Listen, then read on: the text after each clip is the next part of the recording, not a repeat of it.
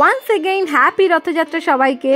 রথযাত্রা এখনো চলছে, আর এই রথযাত্রা উপলক্ষে দেখো আমি একটা সুন্দর কুইক ইজি ওয়াল হ্যাঙ্গিং এর টিউটোরিয়াল নিয়ে চলে এসেছি।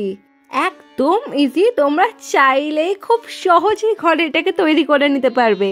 তো ফার্স্টেই দেখলে আমি একটা কার্ডবোর্ডে এরকম 3টে রাউন্ড শেপ করে কেটে নিয়েছি, আর তার উপরে আমি জগন্নাথ বলরাম সুভদ্রাজির ফেস একটা রাফ স্কেচ করে এঁকে নিয়ে তারপর কালার দিয়ে পেইন্ট করছি। এখানে আমাকে কিন্তু প্রত্যেকটা কালার ডবল কোট করেই অ্যাপ্লাই করতে হয়েছে, কারণ যেহেতু কার্ডবোর্ডের উপর করছিলাম তাই কালারগুলো শুকিয়ে যাওয়ার পর অনেকটা ফেড হয়ে যাচ্ছিল, আর তার জন্য কিন্তু আমি ডিরেক্ট কালার অ্যাপ্লাই করেছি। জাস্ট ব্রাশটাকে ভেজানোর জন্য খুব সামান্য জল ইউজ করেছি, নয়তো জলের কোনো প্রয়োজন নেই। যেহেতু কার্ডবোর্ডের উপর করছি তাই কালারের থিকনেসটা একটু বেশি হলেই ভালো হয়। আর এই একইভাবে আমি জগন্নাথ সুভদ্রা বলরামজির ফেস পেইন্ট করে নিয়েছি। আমাদের মধ্যে অনেকেরই জগন্নাথ দেব সম্বন্ধে কিন্তু বিশাল কৌতূহল, ভগবান কেন এরকম হস্তপদবিহীনভাবে লীলা করছেন, পুরীতে যেভাবে জগন্নাথের আবির্ভাব হয়। তো চলো সেই কাহিনী আজকে জানা যাক। স্কন্দ পুরাণে বর্ণনা করা হয়েছে যে অবন্তী নগরীতে সত্যযুগে মহারাজ ইন্দ্রদম্ন নামে এক রাজা ছিলেন। যদিও তিনি রাজা ছিলেন, কিন্তু তিনি ছিলেন একজন শুদ্ধ ভগবত ভক্ত। তিনি ভগবানকে দর্শন করার জন্য অত্যন্ত ব্যাকুল হয়ে উঠেছিলেন। চলো আর একবার নেক্সট স্টেপটা একটু দেখে নেওয়া যাক। এবার একটা মোল্ডেড ক্লে নিয়ে আমি এটা দিয়ে জাস্ট সাইডগুলো হালকা একটা বর্ডার ক্রিয়েট করেছি, যাতে লুকটা একটু দেখতে সুন্দর লাগে। আর তারপর ফেভিকল দিয়ে আমি বর্ডারগুলোকে অ্যাটাচ করে দেন দেখো একটা নাইফ নিয়ে এরম টাইপের ডিজাইনগুলো করেছি, আর ধারগুলোকে একদম শেপ করে সমান করে দেওয়ার চেষ্টা করছি। আমাদের এই কলিযুগে যুগধর্ম যেমন হরিনাম সংকীর্তন, ঠিক তেমনই সত্যযুগে কিন্তু যুগধর্ম হলো ধ্যান। সেই সময় ধ্যানের মাধ্যমে হৃদয় ভগবানকে দর্শন করা যেত।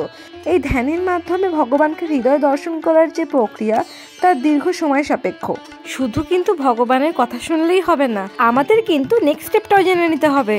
এবার এখানে দেখো 3 রকমের উল আমি নিয়ে নিয়েছি, আর সাইডে দেখো এরকম আরও অনেকগুলো কিন্তু তৈরি করে নিয়েছি। ঠিক এখন যেভাবে এটা তৈরি করছি, বাকি দড়িগুলোকেও কিন্তু আমি একই প্রসেসেই রেডি করেছি। আর তোমাদের সুবিধার জন্য একবার বলে দিই, এই 3টে উল কিন্তু একসাথে ধরে এটাকে পেঁচাতে হবে ভালোভাবে, দুদিক থেকে টাইট করে পেঁচাতে হবে, আর তারপর দুদিকে সাইড ধরে একটা গিট মেরে নিতে হবে। তারপর ছেড়ে দিলে কিন্তু এইরকম টাইপের দড়ি তৈরি হয়ে যাবে। আর এবার দেখো আমি ছোট ছোট শেপের মিররগুলোকে নিয়ে কিন্তু এই সাইড বরাবর এগুলো ফেভিকল দিয়ে এক এক করে অ্যাটাচ করে দেব, যাতে দেখতে আরও বেশি ভালো লাগবে। আর একইভাবে আমি সুভদ্রা বলরামজিকেও তৈরি করে নিয়েছি। আর এবার গোল্ডেন কালার নিয়ে আমি যে ক্লে বর্ডার তৈরি করেছিলাম, সেই ক্লে বর্ডারে গোল্ডেন কালারটা করে দেবো।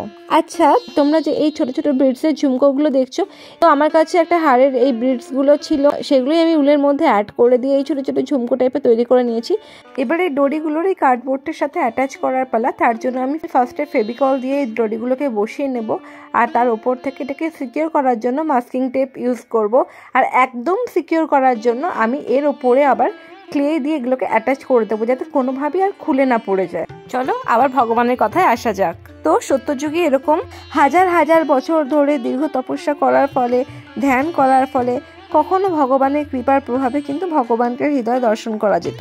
কিন্তু এখন ইন্দ্রদম্ন মহারাজ তো ব্যাকুল হয়ে উঠেছেন, আর তাছাড়াও রাজধর্ম ছেড়ে হাজার হাজার বছর ধরে ধ্যান করা মহারাজের পক্ষে সম্ভব ছিল না। ঠিক এইভাবে যখন তিনি প্রত্যেক দিন ভাবতে থাকলেন যে তিনি কিভাবে ভগবানের দর্শন পাবেন, এরকম একদিন একজন ব্রাহ্মণ এসে বললেন যে লবণ সমুদ্রের তীরে নীলাদ্রি পর্বতে নীলমাধব ভগবান রূপে অবস্থান করছেন।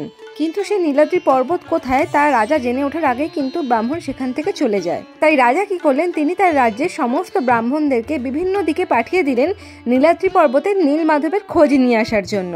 সবাই গেলেন নীলমাধবের খোঁজ করতে। এরকম কিছুকাল অন্বেষণের পর সকল ব্রাহ্মণ কিন্তু এক এক করে ফিরে এলেন, কিন্তু ফিরলেন না একজন। তিনি ছিলেন রাজার রাজপুরোহিত বিদ্যাপতি। নীলমাধবকে খুঁজতে খুঁজতে তিনি এলেন শবরপল্লীতে। এই শবর কথার অর্থ হচ্ছে অন্তজ। বৈদিক প্রথা অনুযায়ী আমাদের তো 4টি বর্ণাশ্রম, তো সেই বর্ণাশ্রমে শূদ্রেরও নিচে যারা, তাদেরকে বলা হতো অন্তজ। সেই শবরপল্লীতে বিদ্যাপতি এলেন। তিনি অত্যন্ত ক্লান্ত ছিলেন, পথশ্রান্ত ছিলেন। কোথায় তিনি নীলমাধবকে খুঁজে পাবেন, এরকম দিক বিদিক জ্ঞান শূন্য হয়ে তিনি হেঁটে চলেছেন। তো এরমভাবে ঘুরতে ঘুরতে তিনি এক গৃহস্থের বাড়ির সামনে এসে উপস্থিত হলেন। সেখানে দরজা ধাক্কা দিলেন। তো এরপর দরজা খুলে ভেতর থেকে এক যুবতী মেয়ে বাইরে বেরিয়ে এলো। তার নাম ছিল ললিতা। তখনকার দিনে তো বুঝতেই পারছো, ব্রাহ্মণ অতিথি মানে তিনি স্বয়ং নারায়ণ স্বরূপ। ভগবানের এই লীলাটি কিন্তু অনেকটাই বড়, তাই জন্য এই কাহিনীর নেক্সট পার্টটা আমি পরের ভিডিওটায় নিয়ে আসছি। আর খুব তাড়াতাড়ি পরের ভিডিও আমি তোমাদের জন্য নিয়ে আসছি, খুব তাড়াতাড়ি দেখা হচ্ছে তোমাদের সাথে। এটা কিন্তু খুব ইজিলি একটা রুম ডেকোরেশন আইটেম, যেটা তোমরা নিজের হাতে খুব ইজিলি বানাতে পারবে। তো তোমরাও একবার ট্রাই করে দেখতেই পারো। And see you again. চলো খুব তাড়াতাড়ি আবার নেক্সট ভিডিওতে দেখা হচ্ছে।